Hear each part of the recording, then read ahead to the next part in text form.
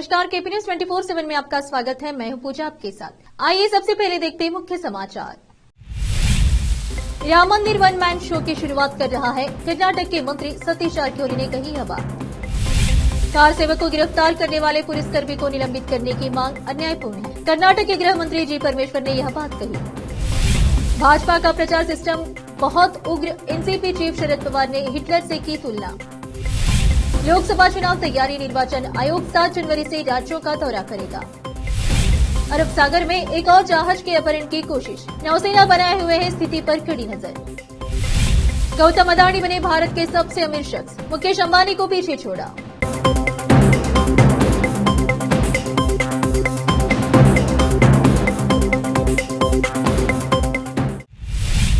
अब समाचार विस्तार से। अयोध्या में राम मंदिर के उद्घाटन के लिए सभी राजनीतिक दलों को आमंत्रित नहीं किए जाने पर नाखुशी व्यक्त करते हुए लोक निर्माण मंत्री सतीश जारकिहोली ने कहा कि पूरा कार्यक्रम वन मैन शो बन गया है। पत्रकारों से बातचीत में मंत्री ने कहा कि इस कार्यक्रम में सभी दलों को आमंत्रित किया जाना चाहिए था। राम मंदिर के उद्घाटन के लिए सभी राजनीतिक दलों को आमंत्रित किया जाना चाहिए। हालांकि मंत्री ने साफ कर दिया कि अगर उन्हें निमंत्रण मिला तो वह कार्यक्रम में हिस्सा नहीं लेंगे। अभी भीड़ में जाने के बजाय मैं किसी और समय जाना पसंद करता हूं। मैं राम मंदिर का दौरा करूंगा जो मेरे पैतृक स्थान पर है। कर्नाटक भाजपा के पूर्व प्रमुख और दक्षिण कन्नड़ सांसद नलिन कुमार कटील ने गुरुवार को कांग्रेस एमएलसीबी के हरिप्रसाद की गिरफ्तारी की मांग की, क्योंकि उन्हें डर है कि 22 जनवरी से पहले कर्नाटक में गोधरा जैसी घटना हो सकती है। कटील ने यहां संवाददाताओं को संबोधित करते हुए कहा कि अगर कांग्रेस नेता के पास सुनियोजित हमले की कोई जानकारी है तो उन्हें राज्य के गृह विभाग को सूचित करना चाहिए, अन्यथा अफवाह फैलाने के आरोप में उन्हें गिरफ्तार किया जाना चाहिए। सांसद ने कहा, कटील ने दावा किया कि 27 फरवरी 2002 को गोधरा ट्रेन में लगी आग के पीछे कांग्रेस का हाथ था, जिसमें 59 कार सेवकों और हिंदू तीर्थ यात्रियों की मौत हो गई थी। उन्होंने आगे दावा किया कि यह भीषण हमला, जिसके परिणाम स्वरूप घातक गुजरात दंगे हुए, जिसमें लगभग 2000 लोग मारे गए।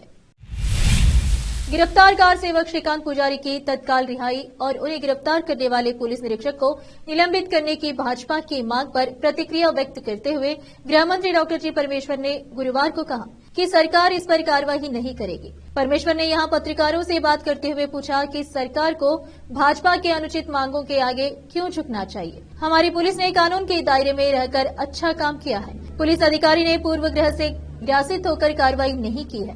भाजपा की एक अनुचित मांग है। भाजपा अपराधियों को भी हिंदू धर्म से जोड़ रही है। उन्होंने कहा कि सरकार जानती है कि अपराधियों से कैसे निपटना है। विपक्षी दल के रूप में भाजपा को विरोध करने और मांग करने का पूरा अधिकार है, लेकिन कोई भी कानून अपने हाथ में नहीं ले सकता। मेरे सहित हर कोई कानून से बंधा हुआ है और उसे इसका सम्मान करना चाहिए। युवक की जेब में मोबाइल फट गया। घटना कर्नाटक राज्य के बेंगलुरु की है। सूत्रों के अनुसार प्रसाद नाम के 25 वर्षीय व्यक्ति ने अपना सेल फोन अपनी पैंट की जेब में रखा था और बाइक पर जा रहा था। तभी सेल फोन अचानक फट गया, जिससे युवक गंभीर रूप से घायल हो गया। उन्हें इलाज के लिए अस्पताल ले जाया गया, जहां 4 लाख रुपए का खर्च बताया गया। फोन OnePlus कंपनी का बताया जा रहा है, जिसे युवक ने 3 महीने पहले व्हाइटफील्ड इलाके के एक शोरूम से खरीदा था। युवक ने OnePlus शोरूम पर संपर्क किया। शोरूम अधिकारी ने मेडिकल खर्च के साथ सेल फोन का भुगतान करने का वादा किया। पता चला है कि युवक ने अक्टूबर महीने में एक सेल फोन खरीदा था। युवक का कहना है कि चोट लगने के कारण उसकी नौकरी चली गई। उन्होंने खर्च का भुगतान न करने पर कोर्ट का दरवाजा खटखटाने की चेतावनी दी है। आंध्र प्रदेश के मुख्यमंत्री वाईएस जगनमोहन रेड्डी ने आज तेलंगाना के पूर्व मुख्यमंत्री चंद्रशेखर राव से मुलाकात की और उनके स्वास्थ्य के बारे में जानकारी ली। जगनमोहन रेड्डी विजयवाड़ा से एक विशेष विमान से बेगमपेट हवाई अड्डे पहुंचे। बीआरएस नेता प्रशांत रेड्डी और पी राजेश्वर रेड्डी ने हवाई अड्डे पर उनका स्वागत किया। जगनमोहन रेड्डी एयरपोर्ट से कार से बंजारा हिल्स के नंदीनगर स्थित चंद्रशेखर राव के घर पहुंचे, जहां उनका स्वागत बीआरएस पार्टी के कार्यकारी अध्यक्ष तारक राम राव ने किया। जगनमोहन रेड्डी ने काफी देर तक चंद्रशेखर राव से मुलाकात की और उनके साथ लंच किया। गौरतलब है कि 7 दिसंबर को राष्ट्रपति बीआरएस चंद्रशेखर राव एरावली स्थित अपने फार्म हाउस के बाथरूम में फिसलकर गिर गए थे, जिससे उनके कूल्हे की हड्डी टूट गई थी। उसके बाद वह शामल गए, जहां डॉक्टरों ने उनके कूल्हे की रिप्लेसमेंट सर्जरी की और उन्हें 15 दिसंबर को अस्पताल से डिस्चार्ज किया गया था। चंद्रशेखर राव को 8 सप्ताह तक आराम करने की सलाह दी गई है और वह फिलहाल हैदराबाद के नंदीनगर स्थित अपने आवास पर रह रहे हैं। अब फिलहाल एक छोटा सा ब्रेक। हिंदुस्तान के हर कोने में हम हैं मौजूद। 24 घंटे हालात पर गहरी नजर, खबरों से जुड़े चुपते सवालात, और आपको दिखाता है धार्मिक, सामाजिक, राजनीतिक, लोकल और इंटरनेशनल न्यूज की सबसे बेहतर कवरेज, जो आपको रखती है हर पल बाखबर। देश और दुनिया भर की खबर के लिए देखते रहें केपी न्यूज 24/7। ब्रेक के बाद आपका स्वागत है। आइए देखते हैं समाचार। सुपरस्टार चिरंजीवी ने गुरुवार को तेलंगाना के उप मुख्यमंत्री भट्टी विक्रमार्क से हैदराबाद में उनके आवास पर मुलाकात की। इस दौरान उनकी पत्नी सुरेखा कोनिडाल भी उनके साथ मौजूद। भट्टी विक्रमार्क के साथ अभिनेता के मुलाकात की तस्वीरें सोशल मीडिया पर वायरल हो रही है। तस्वीरों में अभिनेता को काली जीन्स के साथ हरे रंग की शर्ट में देखा जा सकता है। उनकी पत्नी ने हल्के बैंगनी रंग की साड़ी पहनी थी। उप मुख्यमंत्री भट्टी विक्रमार्क ने सफेद कुर्ता पहना था, जिसके साथ उन्होंने सफेद धोती पहनी थी। चिरंजीवी को उप मुख्यमंत्री के साथ गर्मजोशी से अभिवादन करते हुए उन्हें गुलदस्ता और शॉल देते हुए भी देखा जा सकता है। उप मुख्यमंत्री ने चिरंजीवी और सुरेखा को शॉल भी उपहार में दिए। चिरंजीवी ने भी उप मुख्यमंत्री को शॉल पहनाकर उनका अभिवादन किया। उप मुख्यमंत्री के साथ उनकी पत्नी मल्लू नंदिनी विक्रमार्क और बेटे सूर्य विक्रमादित्य भी थे। सभी ने एक साथ मिलकर तस्वीरों के लिए भी पोज दिए। गुरुवार को पार्टी कार्यकर्ताओं को संबोधित करते हुए एनसीपी चीफ शरद पवार ने भाजपा और पीएम मोदी पर निशाना साधा। शरद पवार ने कहा कि पीएम मोदी सिर्फ गारंटी देते हैं, लेकिन उनकी गारंटी पूरी नहीं होती। पवार ने भाजपा पर हिटलर जैसा प्रोपेगेंडा चलाने का भी आरोप लगाया। एनसीपी नेता सुप्रिया सुले ने भी अपने संबोधन में केंद्र सरकार पर निशाना साधा। शरद पवार ने कहा कि भाजपा सत्ता में है और उन्होंने एक ऐसा प्रचार सिस्टम बनाया हुआ है जो बहुत उग्र है। भाजपा ऐसे काम कर रही है जैसे हिटलर ने जर्मनी में प्रोपेगेंडा सिस्टम चलाया था। भाजपा केरल, तमिलनाडु, आंध्र प्रदेश, तेलंगाना, दिल्ली, पंजाब, पश्चिम बंगाल, बिहार, झारखंड में सत्ता में नहीं है। देश में भाजपा के खिलाफ माहौल बना रहा है। प्रधानमंत्री मोदी सिर्फ गारंटी देते हैं, लेकिन उनकी गारंटी पूरी नहीं होती। निर्वाचन आयोग इसी अगले सप्ताह आंध्र प्रदेश और तमिलनाडु के दौरे के साथ लोकसभा चुनाव के लिए राज्यों की तैयारियां की समीक्षा शुरू करेगा। मुख्य निर्वाचन आयुक्त राजीव कुमार के नेतृत्व में आयोग के अधिकारी 7 से 10 जनवरी के बीच आंध्र प्रदेश और तमिलनाडु में रहेंगे।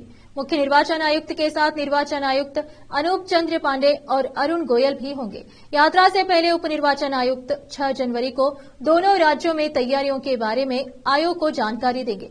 लोकसभा चुनाव की तैयारियों की निगरानी के लिए उप निर्वाचन आयुक्तों ने लगभग सभी राज्यों का दौरा किया है। निर्वाचन आयोग के लिए विधानसभा या लोकसभा चुनाव से पहले राजनीतिक दलों, वरिष्ठ पुलिस और प्रशासनिक अधिकारियों और इसकी जमीनी चुनाव मशीनरी से मिलने के लिए राज्यों का दौरा करना आम बात है।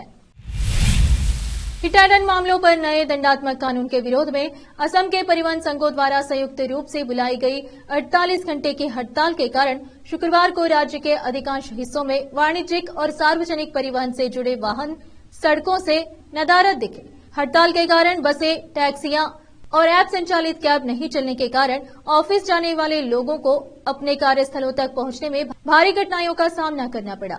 असम मोटर वर्कर एसोसिएशन के संयोजक रामेन दास ने कहा, सरकार किसी भी दुर्भाग्यपूर्ण घटना के लिए केवल चालकों को दोषी ठहराना चाहती है, भले ही उसने अपराध नहीं किया हो। सड़क की स्थिति को सुधारने के बजाय वे गरीब चालकों को दंडित कर रहे हैं। आम आदमी पार्टी ने दिल्ली महिला आयोग की मौजूदा अध्यक्ष स्वाति मलिवाल को राज्यसभा भेजने का फैसला किया है। स्वाति मलिवाल पहली बार राज्यसभा सदस्य बनेगी। वहीं पार्टी ने अपने मौजूदा राज्यसभा संजय सिंह और इंडी गुप्ता को भी दोबारा राज्यसभा भेजने का फैसला किया है। आम आदमी पार्टी की पॉलिटिकल अफेयर्स कमेटी ने इसे मंजूरी दे दी है। दोबारा राज्यसभा सदस्य बनने के लिए संजय सिंह ने दिल्ली की राउज एवेन्यू अदालत में इससे संबंधित दस्तावेजों पर हस्ताक्षर की इजाजत मांगी थी, जो अदालत ने दे दी है। अब फिलहाल एक छोटा सा ब्रेक। हिंदुस्तान के हर कोने में हम हैं मौजूद। 24 घंटे हालात पर गहरी नजर, खबरों से जुड़े चुपते सवालात, और आपको दिखाता है धार्मिक, सामाजिक, राजनीतिक, लोकल और इंटरनेशनल न्यूज की सबसे बेहतर कवरेज, जो आपको रखती है हर पल बाखबर। देश और दुनिया भर की खबर के लिए देखते रहें केपी न्यूज 24/7। ब्रेक के बाद आपका स्वागत है। आइए देखते हैं समाचार। अरब सागर में एक और कार्गो जहाज के अपहरण का प्रयास हुआ है। 4 जनवरी की शाम 5 से 6 अज्ञात हथियार बंद लोगों के जहाज पर जाने का संकेत मिला है। इस जहाज पर लाइबेरिया का झंडा लगा हुआ है। नौसेना ने जहाज की मदद के लिए अपने युद्धपोत INS चेन्नई को भेजा है। 5 जनवरी को नेवी के विमान ने जहाज के ऊपर से उड़ान भरी और जहाज के चालक दल के साथ संपर्क स्थापित किया। नौसेना के विमान जहाज की गतिविधियों पर नजर बनाए हुए हैं। बताया जा रहा है कि INS चेन्नई जहाज के करीब पहुंच चुका है। भारतीय नौसेना ने अरब सागर में कुछ भारतीय चालक दल के सदस्यों के साथ लाइबेरिया के झंडे वाले एक व्यापारिक जहाज के अपहरण की घटना के बाद एक युद्धपोत तैनात किया है। मालवाहक जहाज MV लीला नॉरफोक के अपहरण की घटना की रिपोर्ट गुरुवार को UK maritime trade operations UKMTO द्वारा की गई, जो एक ब्रिटिश सैन्य संगठन है। यह रणनीतिक जलमार्गों में विभिन्न जहाजों की गतिविधियों पर नजर रखता है। अडानी ग्रुप के चेयरमैन और दिग्गज कारोबारी गौतम अडानी एक बार फिर देश के भारत के सबसे अमीर शख्स बन गए हैं। ब्लूमबर्ग बिलियनियर इंडेक्स के अनुसार बीते 2 दिन में गौतम अडानी की नेटवर्क में 7.67 बिलियन की बढ़ोतरी हुई है। इसकी बदौलत उनकी कुल नेटवर्क शुक्रवार को सुबह 9:30 बजे तक $97.6 बिलियन हो चुकी है।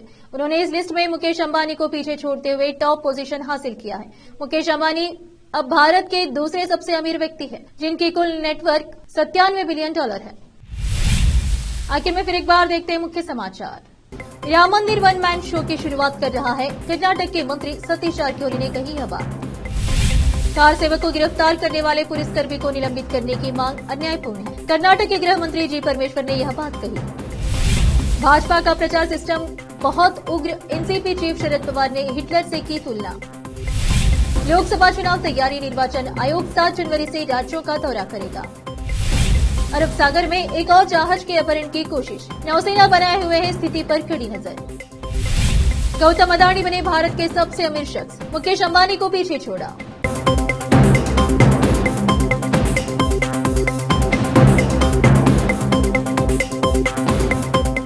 केपी न्यूज में इतना ही। देश प्रदेश के समाचारों के लिए देखते रहिए आपका अपना चैनल केपी न्यूज 24/7। धन्यवाद।